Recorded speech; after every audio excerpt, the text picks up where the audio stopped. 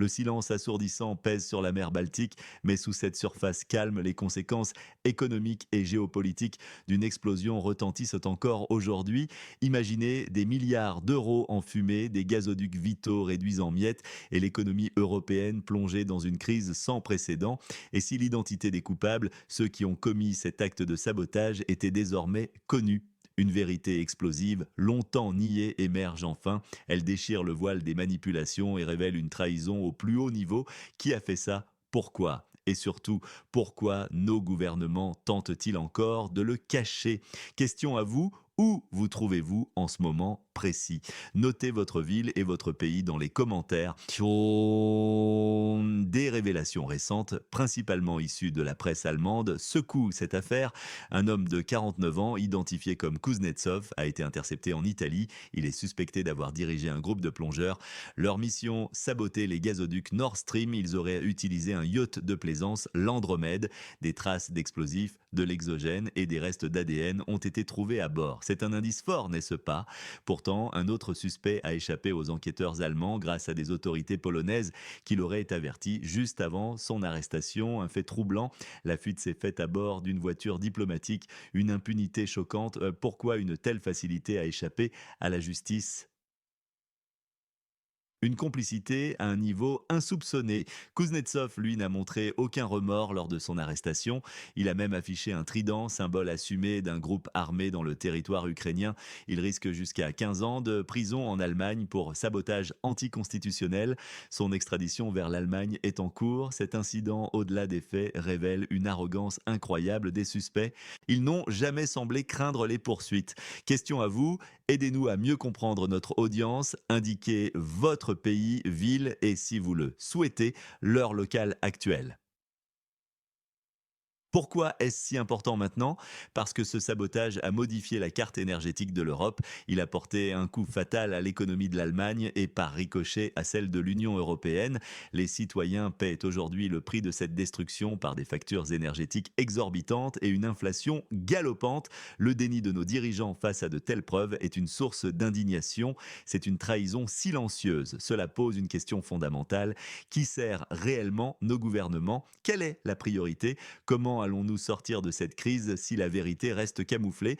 Qu'est-ce que nous devrions vérifier dans un prochain épisode? Proposer une affirmation ou un chiffre précis. Les médias allemands, pourtant si timides il y a quelques mois, sont aujourd'hui plus clairs. Les coupables sont des citoyens du territoire ukrainien. Ils agissaient sous la direction de leurs propres autorités. Les passeports, bien qu'authentiques, portaient de faux noms. C'est la preuve d'un soutien gouvernemental au plus haut niveau. Imaginez le propre gouvernement d'un pays falsifiant des documents pour une opération de cette envergure. Parmi les 7 membres de cette équipe, des visages émergent. Vladimir S., probablement Vladimir Jouravlev, instructeur de plongée de Kiev. Il a été exfiltré d'Allemagne par un attaché militaire avec une voiture diplomatique juste après l'alerte de l'Allemagne à la Pologne. Une exfiltration diplomatique, vous saisissez la gravité? Un soldat de 53 ans, surnommé Vsevolodka, formé par la Bundeswehr en Allemagne, son ADN correspond à celui retrouvé sur le yacht. Sa mort supposée pourrait être une légende opérationnelle pour le disculper. Un capitaine professionnel d'Odessa utilisant de faux passeports, Popov et Kotenko, ses empreintes digitales ont été trouvées sur l'Andromède. On le décrit comme un patriote ardent. Evgueni ou, le 7e membre, aurait transporté des explosifs inutilisés d'une opération ratée prétendument contre le Turk Stream et Valeria T, une plongeuse professionnelle de 40 ans qui aurait insisté pour que l'opération se poursuive malgré le mauvais temps. Une super-héroïne, selon certains, mais liée au service secret de l'ancien pays soviétique. Oh, à qui faites-vous confiance quand il s'agit de cette affaire Nord Stream? Nommez un expert, un média ou un commentateur qui vous semble crédible, mais l'implication de ce pays de l'Est ne s'arrête pas là. Il aurait également eu l'intention de détruire un gazoduc en mer Noire en octobre 2022. Le chef de l'armée, Zaloujny, en aurait été informé. Il aurait même mis en garde ses agents contre les risques. Les services secrets néerlandais auraient averti leurs homologues allemands de l'opération, mais ces derniers, occupés par des manœuvres, n'auraient pas agi. Une négligence criminelle, une complicité. Qui au sommet a commandité cette opération? Est-ce Zaloujny qui est un suspect ici ou est-ce Volodymyr Zelensky lui-même malgré les tentatives de la presse? Occidental de le disculper. Et les faits suggèrent que c'est bien lui le commanditaire. La stupidité des politiciens européens est sidérante. Des figures comme Kiesewetter, un démocrate chrétien, clament que les saboteurs combattaient le terrorisme et cherchaient des explosifs. Mais quel terrorisme?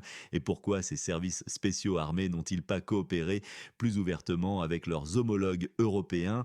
L'Allemagne, en refusant l'extradition et en continuant de soutenir financièrement ce pays de la frontière Est, agit contre ses propres intérêts nationaux. Si vous étiez le conseiller d'un des leaders européens, quelle serait la première mesure à prendre dans les 90 prochains jours sur ce dossier? Une seule étape concrète. Ce scénario n'est pas sans précédent. La dépendance énergétique de l'Allemagne vis-à-vis de la Russie, construite sur des décennies, a été brisée net. C'est une trahison perçue par beaucoup comme un coup de poignard dans le dos. La souveraineté européenne est mise à mal. Combien de temps serons-nous les victimes passives de telles manœuvres? La crise énergétique post-2022 a déjà ruiné des entreprises et des familles. Ce sabotage en est le point culminant. La capacité des saboteurs à entrer en Europe avec de faux documents rappelle les dangers d'une politique migratoire laxiste. Qu'en pensez-vous que de nouvelles preuves incontestables sur les commanditaires de Nord Stream émergeront? Indiquer un mois et une année avec une brève raison. Nous assistons à une guerre énergétique dont l'Europe est la première victime.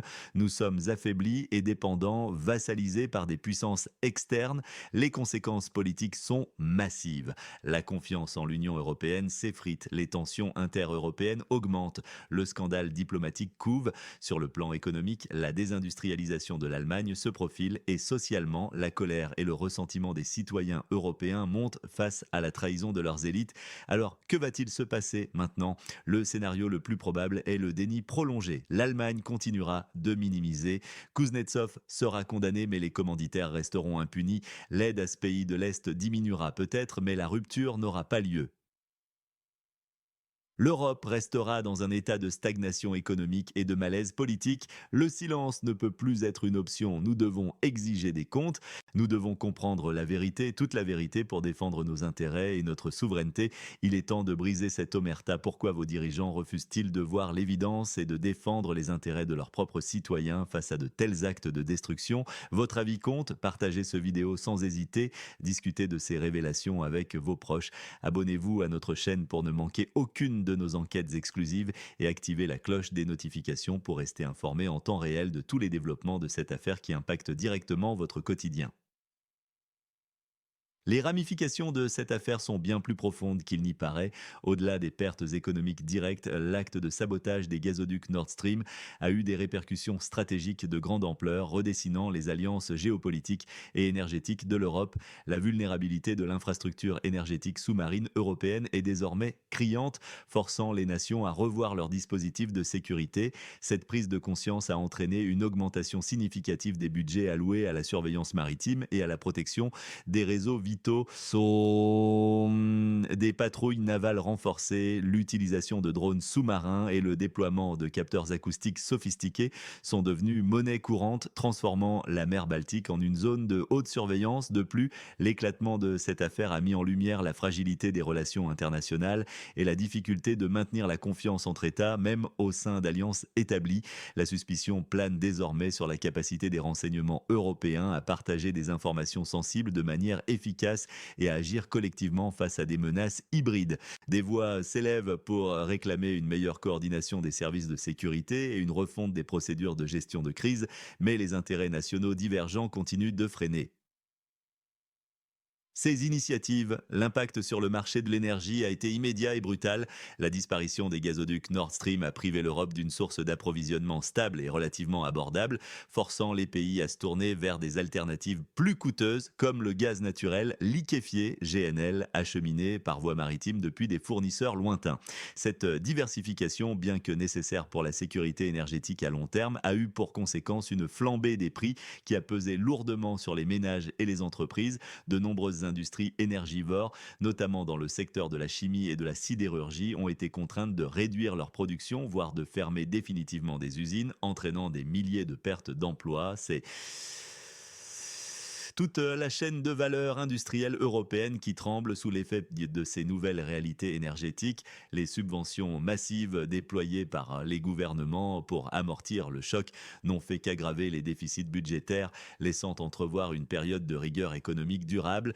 Parallèlement, la méfiance grandit au sein de l'opinion publique face aux récits officiels, le manque de transparence des enquêtes, les changements de version et les tentatives de minimiser la gravité des faits ont érodé la confiance dans les institutions. Des théories du complot, alimentées par le silence et l'opacité, fleurissent sur les réseaux sociaux, créant un climat de polarisation et de défiance. Les citoyens européens se sentent ignorés, voire trahis par des élites politiques qui semblent privilégier la raison d'État à la vérité et à la justice.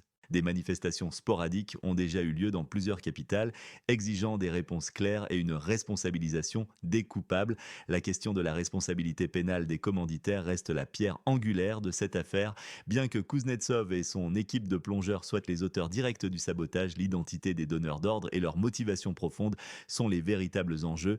Si les preuves continuent de pointer vers un gouvernement étranger, la reconnaissance officielle de cette implication aurait des conséquences diplomatiques et juridiques sans précédent, des appels à des sanctions internationales, à des poursuites devant la Cour pénale internationale et même à des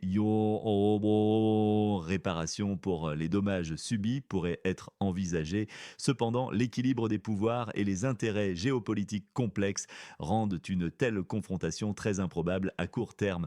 La ligne choisie par la plupart des dirigeants européens semble être celle de la realpolitik, condamner officiellement l'acte sans désigner publiquement les responsables afin de préserver des relations bilatérales fragiles et d'éviter une escalade du conflit.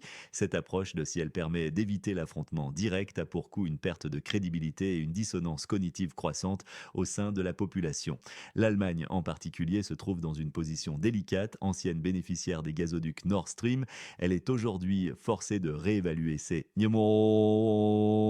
partenariats énergétiques et sa stratégie de défense. Le chancelier Olaf Scholz est sous pression, tiraillé entre la nécessité de maintenir l'unité européenne face à la Russie et la colère de son opinion publique face à la destruction d'une infrastructure vitale pour son économie. L'avenir de l'OTAN est également en jeu. Si l'implication d'un pays tiers est confirmée et tolérée par les alliés, cela pourrait fragiliser la cohésion de l'Alliance et remettre en question le principe de défense collective. Des questions se posent sur la capacité de l'OTAN à protéger ses membres des attaques hybrides sous le seuil de la guerre ouverte. La clause de l'article 5 qui stipule qu'une attaque contre un membre est une attaque contre tous pourrait être réinterprétée pour inclure de tels actes de sabotage, mais une telle extension des compétences de l'Alliance nécessiterait un consensus difficile à atteindre. Sur le plan environnemental, les fuites de méthane des gazoducs Nord Stream ont eu un impact significatif. Le méthane est un gaz à effet de serre bien plus puissant que le dioxyde de carbone à court terme et les quantités relâchées dans l'atmosphère ont été considérables, représentant l'équivalent de plusieurs millions de tonnes de CO2. Cet événement a rappelé la vulnérabilité des infrastructures énergétiques aux catastrophes, qu'elles soient d'origine humaine ou naturelle, et a accentué l'urgence de la transition vers des sources d'énergie renouvelables. Paradoxalement, la destruction des gazoducs a involontairement accéléré la sortie du gaz fossile pour certains pays européen poussé par la nécessité de s'affranchir de toute dépendance vis-à-vis d'un approvisionnement jugé trop risqué. L'investissement dans l'éolien, le solaire et l'hydrogène vert a connu un essor sans précédent avec des objectifs de déploiement ambitieux fixés par la Commission européenne. Les services de renseignement occidentaux, même s'ils ont alerté leur gouvernement sur des menaces potentielles, semblent avoir été en retard dans la détection et la prévention de cet acte de sabotage. Cela soulève de sérieuses questions sur leur efficacité et leur capacité à anticiper les nouvelles formes de guerre hybride qui mêlent opérations clandestines, cyberattaques et campagnes de désinformation. Des enquêtes internes sont probablement en cours pour identifier les failles et renforcer les capacités de renseignement. L'échec à protéger une infrastructure aussi critique est un coup dur pour la réputation des agences de sécurité. La presse, quant à elle, joue un rôle crucial dans la révélation progressive de la vérité, bien que soumise à des pressions politiques politique et économique. Une partie des médias allemands, scandinaves et anglo-saxons a courageusement poursuivi ces investigations, recoupant les informations, interrogeant des sources anonymes et déjouant les tentatives d'intimidation.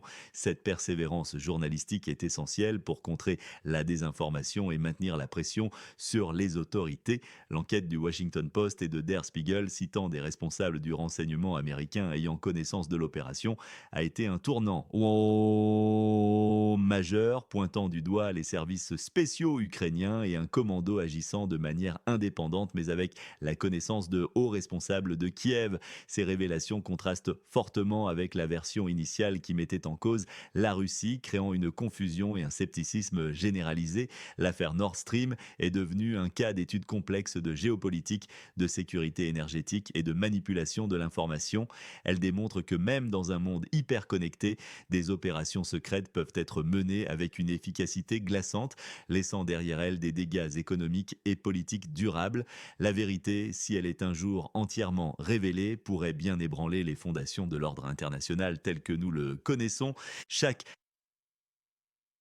nouveau fait, chaque indice ajoute une pièce au puzzle, mais l'image complète reste floue, masquée par le brouillard de la guerre, de la diplomatie secrète et des intérêts conflictuels.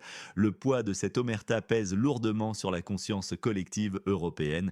La population européenne, lasse des incertitudes et des discours évasifs, attend des explications claires et des actions concrètes de la part de ses dirigeants. La demande de transparence et de justice est de plus en plus forte. Si les gouvernements continuent de privilégier le silence et la dissimulation, ils risquent de perdre le peu de légitimité qui leur reste et de créer un fossé irréparable avec leurs citoyens. Ce n'est pas seulement une question de vérité, mais de survie démocratique. L'affaire Nord Stream est un test décisif pour la résilience de nos démocraties face aux défis du 21e siècle. Le déni continu des réalités par certains dirigeants politiques souligne une déconnexion inquiétante entre les préoccupations des citoyens et les priorités des élites, alors que les ménages et les entreprises luttent contre l'inflation et la hausse des coûts de l'énergie. La perception d'un acte de trahison impuni sape le moral public et alimente les mouvements populistes. Le sentiment d'être à la merci de forces inconnues et de décisions prises en coulisses nourrit la fragilité démocratique. La transparence n'est pas un luxe mais une nécessité pour maintenir la cohésion sociale et la confiance dans l'état de droit. En l'absence de réponse claire, le ressentiment s'accumule, menaçant de déborder un jour ou l'autre. La question n'est plus de savoir si la vérité émergera, mais quand et à quel prix. Le prix de ce silence pourrait être bien plus lourd que celui des milliards d'euros perdus dans